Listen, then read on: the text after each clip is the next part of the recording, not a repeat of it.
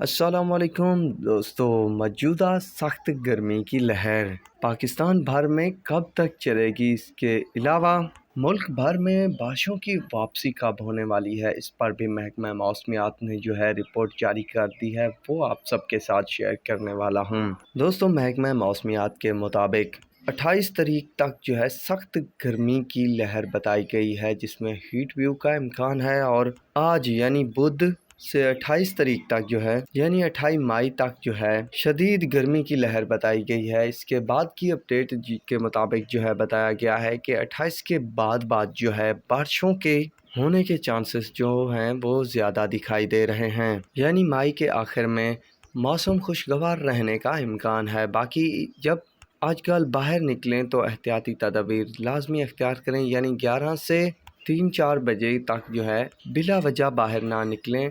تو یہ ہے آج کے موسم کے حوالے سے تازہ ترین اپڈیٹ۔ اللہ حافظ۔